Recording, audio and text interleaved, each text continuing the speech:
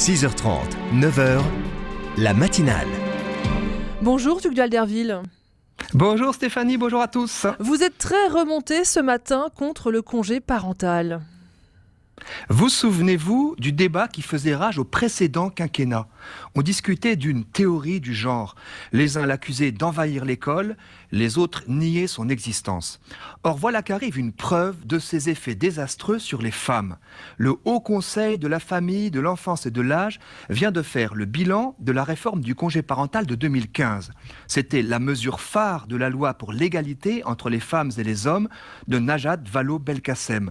Sa vision égalitariste des rôles parentaux l'avait conduite à réduire ce congé à 2 ans par parent au lieu de 3 et à exiger que ce soit l'autre parent, c'est-à-dire le père, qui prenne le relais. Nous assumons de réduire le droit des femmes, déclarait le rapporteur de la loi au Sénat, pour qu'elles ne s'éloignent pas trop du marché du travail. Selon Najat Vallaud-Belkacem, 100 000 pères au lieu de 7 000 allaient prendre ce congé dès 2017. Le dogme sous-jacent, toujours asséné en 2019, prétend que père et mère sont interchangeables, qu'il n'y a donc aucune raison que les prestations soient adaptées à une différence homme-femme qui n'existe pas. En politique, l'idéologie fait faire de grosses bêtises. Le congé parental révisé en 2015 est un naufrage social. Le recours à la prestation partagée d'éducation de l'enfant s'est effondré. En cause, selon le Haut Conseil, sa forte inadaptation aux besoins des familles, liée en partie à la faiblesse de son montant, à ses conditions d'attribution et à la réduction de sa durée.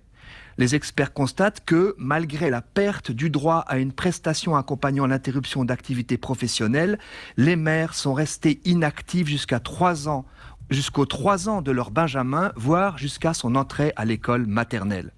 Résultat, leur baisse de revenus a provoqué le doublement du taux de pauvreté des familles dont la mère est en congé parental, passant à 33%, 1 sur 3.